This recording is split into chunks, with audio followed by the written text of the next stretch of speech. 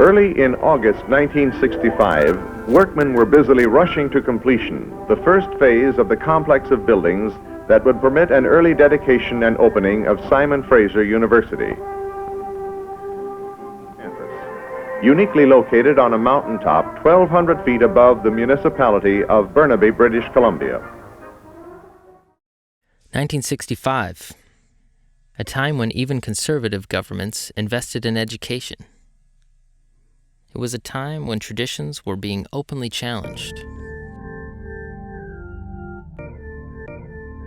Simon Fraser University quickly earned a reputation as an innovative campus, a place to try out new ideas and challenge the status quo. But then I went to my first class, and I was filled right up with learning. And I started out my curriculum class. It was one of those buildings. There were 4 buildings. They were all carpeted, and there were no chairs. So people were all sitting on the floor. And I came in, and others were attentive. Others were present but gone. And it was a very strange situation to enter into. And then I started to give my presentation, and went on to talk in fairly erudite terms, which I thought was appropriate. And students were sitting, and nothing moved until finally a student put up his hand, looked me straight in the eye and said, "Maurice, what the fuck are you talking about?"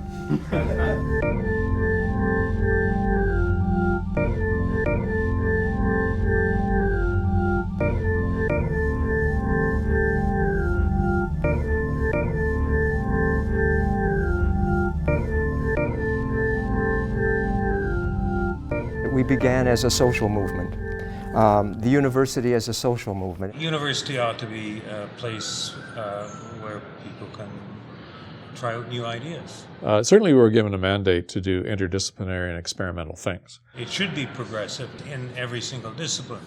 I was inspired by bringing education to first-time university goers of a new generation, children whose parents may not have gone to university. Catering to not always students just coming straight out of high school. A lot more mature students who didn't fit in more traditional ways. The TA system was an opportunity for both professors and teaching assistants to spend a lot of time with the students, and they could clear up difficulties. It's very difficult to say, well, you know, is there something unusual? Of course it was very unusual, Simon Fraser, but it's also, in context, it was in contemporary society, a troubling period. Shortly thereafter, the Vietnam War broke out. There are all sorts of things were going on. SFU would become known as Berkeley North, referring to the University of California and its history of student activism. In 1966, the university planned to build a parking lot across from the theater. Some students and faculty disagreed. So they held what they called a plant-in. They planted bushes and shrubs on the lot.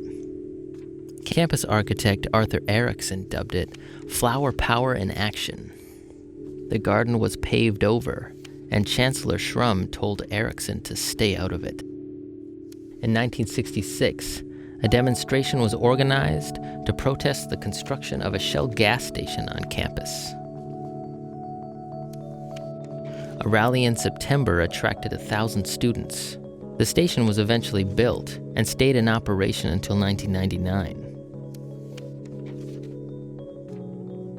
However, what the Shift Shell rally did was expose the absence of student and faculty access to the Board of Governors. And it gave students a taste for activist confrontation. About 3.5 months later, 5 graduate students held demonstrations at Templeton High School in East Vancouver. It was in support of a student who had been expelled for writing satirical poetry about his teacher. On March 16, 1967, the 5 graduate students were fired by SFU's Board of Governors. Among them was Martin Loney, perhaps SFU's best-known 60s student radical. It's not a democratic university, that it's a university which was set up by the Bennett government as a means of getting votes from the surrounding area, that it's a university which has not been concerned with academic excellence, but has been concerned, if anything, with training people to fill corporation positions. The next day, 2,500 students massed at Convocation Mall to hear the Executive Council. It was during this crisis that the East Convocation Mall area, already a site of political dialogue, became a rallying point for students, faculty, and staff. After the conflict, the area would become known as Freedom Square.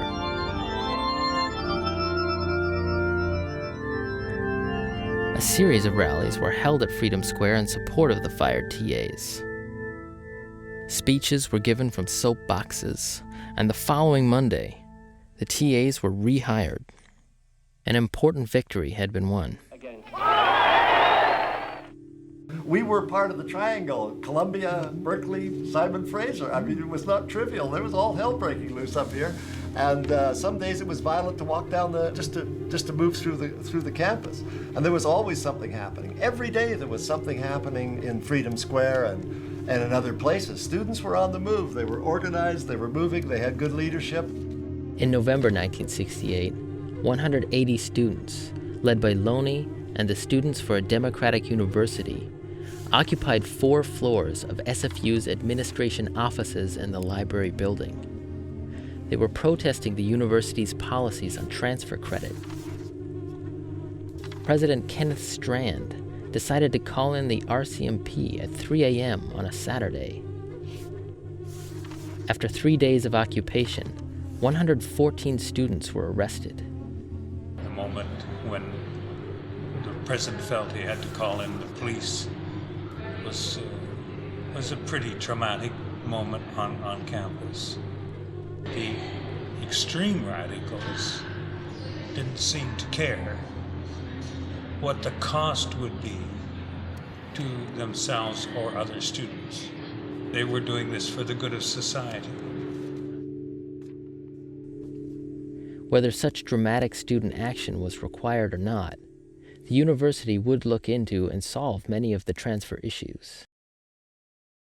The east side of the Convocation Mall continued to be a gathering space and key site of resistance.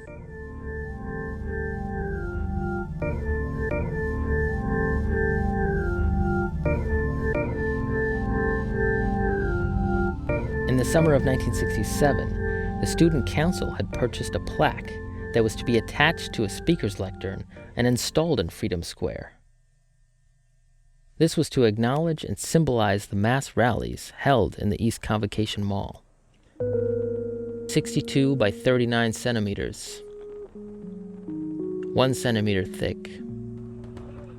Freedom Square, so named in commemoration of the rallies held here, March 17 to 20, 1967, and of the students, teaching assistants, and faculty who gave of themselves in the cause of academic freedom. The plaque was finally mounted in Freedom Square on September 11, 1968.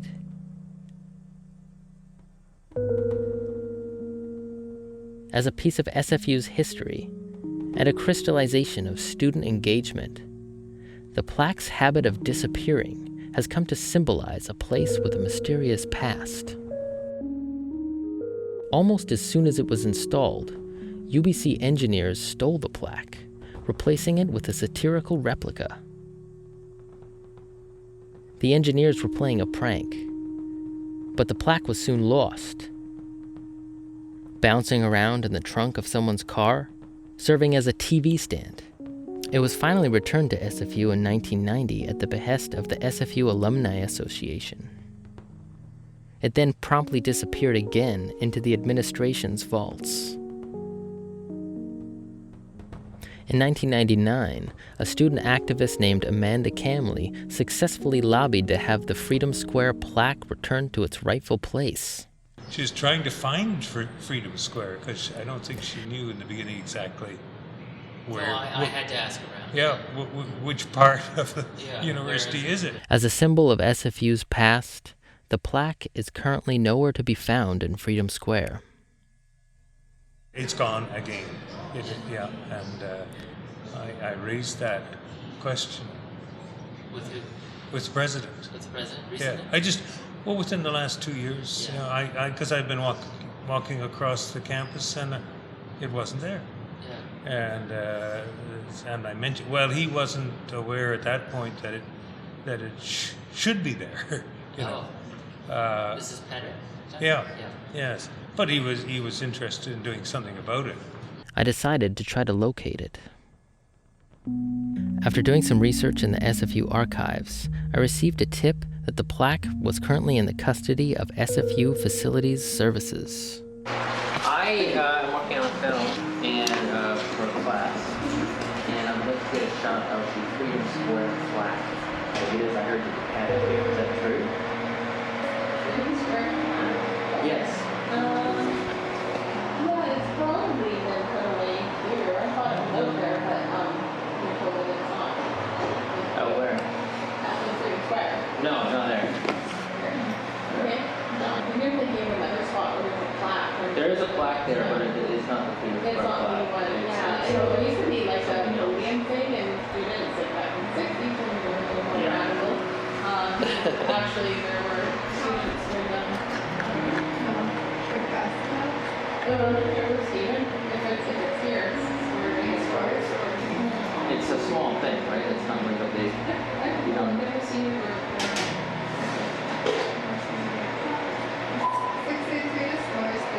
Until I saw it with my own eyes, I had no way of telling whether it even existed anymore. One of the workers at Facilities Services indicated that it may have been broken accidentally. I guess he knows where it is. I feel like he's gonna send you to the Freedom Square area Where it isn't? Yeah, where it isn't. Yes, I got one. Being all secretive, I wish you would just say it over the radio. Yeah, is it around here? Are you bringing it in? Is it big? Like where it used to be is all like nicely painted and things. Yeah. It's gonna send him to Freedom Square because it's not there if that's where you're sending him. I need a work order to take it. Okay, I'll make you a work order if he's finding this plaque. What's he gonna do with it? He's gonna stay there? He's gonna make a video. I want to take a picture of it. I've heard it was being stored here. But he was saying that maybe it was damaged here or something? That would have been, It was 15 years ago. Oh! He doesn't have keys to get out. Oh, shit. Where is it? Tell me your secret. I know. Yeah. You got your wheels? Wheels? Yeah. We're not walking there. Walking where? Where are you To the plaque. You're taking him to the Freedom Square? I'm taking him where the plaque is. Is that what he wants to take a Yeah, picture of? yeah. Okay, well, you got wheels. You want to come with me and use my vehicle? I want to go see this Where is it? plaque. I want to see it too because I want to make sure it wasn't us that screwed it up. I was then driven across campus in a Facilities Services truck and led to a storage closet just across from the theater. Oh, there it is. It's right in there. Oh! Awesome. And there it was.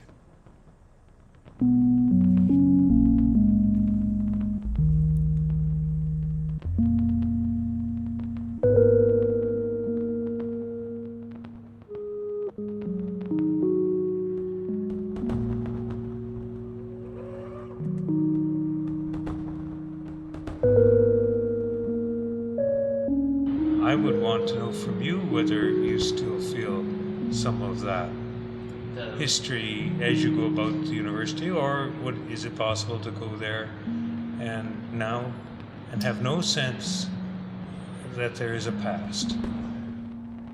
I've never probably lived anywhere in any institution where the history of an institution is so little honored or recognized or really known, really known. The university will be changing and has been changing, and this would be from before SFU came into existence, from the need to justify itself in economic terms. That was there in the 60s, but it simply has grown. There's a continuity, but it's never a shrinking feature. It's a growing feature. You have money coming in from government and industry, but then they have certain goals and expectations. And then there's another side, and that is trying to earn money by bringing in international students. The university always had to market itself to some extent, but when it wasn't so ambitious to meet its budget needs, it had more independence, and it wasn't so much a marketing enterprise. The more that the university is focused on producing people who can go out and serve the community in specific capacities, the less it can be wildly investigating things. The utopic university of the past has vanished. Public intellectuals will be tolerated from time to time, but when state funding declines and universities have to go out to hustle money for their programs, it looks bad, but can always be dressed up as some other way of making up funds that the university or the state or the province cannot provide. We are faced with the so-called turn of academic governance in the name of untrammeled academic freedom to restructure into the corporate university. The university was known, it had the reputation of being a very radical place. The reputation probably exceeded the reality, but it was the first university in Canada that people thought of from the 60s or in the 60s as expressing these impulses and ideals. You could capture everybody on campus. You could feel that you knew everybody. You didn't, but you could feel that, and you're certainly going by in the same faces all the time. In the 60s, one did have the term multiversity. So already it was recognized that big universities in North America, the Berkeley campus at the University of California, which is where the term originated, was not a single thing now, it was a multi-thing. The SFU now, unfortunately I must say, we are now just another multiversity. And at that time we didn't want to be just another multiversity. We didn't want to be just another Toronto. We didn't want to be just another Berkeley. We wanted to be as good as Berkeley and at least as good as Toronto, but we didn't want to just be like them with this huge mass and size, and here everybody could be listened to. Made it noisy at times, but so what? Certainly SFU, but campuses generally have just steadily moved in that direction. So that is a challenge. Your excitement is going to come in one sphere of the university rather than the whole university. And some will be more radical, and some will be much less. I think some of our most socially conscious students, particularly in this school, they're better educated about the media and about the power politics and the political economy and regulation in media and all these kinds of issues, because that's what this school is all about, is this critical kind of stance.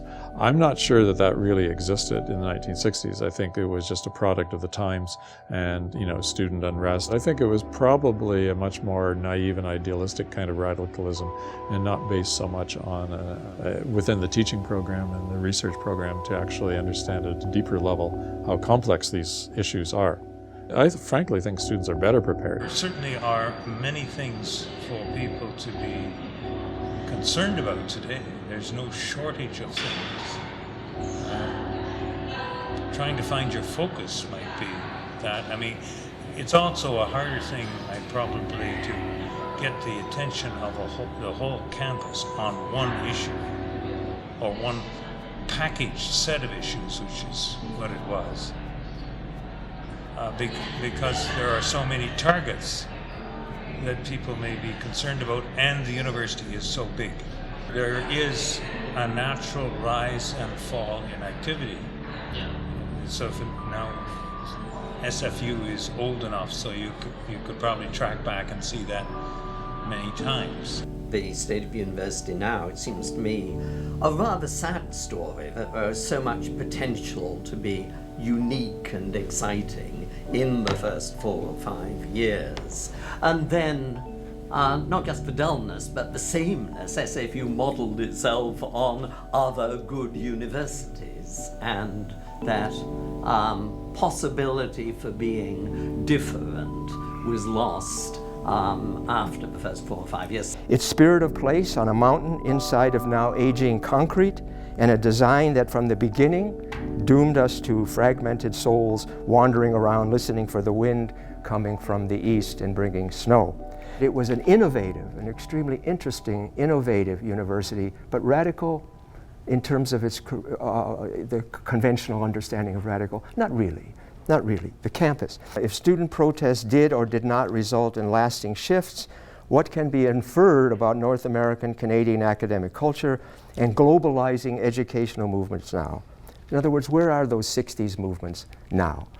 I think they're gone. They're gone.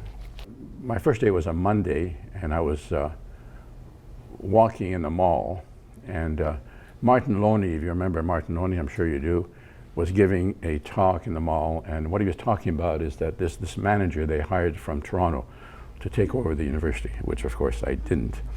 For those of you that don't know, Martin Loney, who was at that time seen as the leader of the, let's call it radical for this purpose, group at Simon Fraser, is now a professor at either Carleton University or University of Ottawa, and he's on the right wing of the political spectrum, which is very interesting in many, many ways. That was on a Monday. I hope that the feeling of excitement that we had in those early years can be maintained somehow, even though it is so much larger now. There was a real search for knowledge, a search for perfection. One thing it did for me, it made me an activist. I'm still an activist. It made me interested in everything that's going on in the world. Whatever you may think of 1960s social activism, of sit-ins, rallies, and protests, challenging the status quo within an institution that has become the status quo seems an impossible task. And yet there is something in the crumbling facade of its 1960s modernist architecture, in the spirit of the place, that feels very different from other multiversities. The Freedom Square plaque is a symbol of that spirit. It is not on display, nor is it a museum piece, nor an item for the archives. No, it sits next to bags of concrete and cleaning materials in a forgotten closet. The most humble shred of concern for our own history, our own spirit, awaits.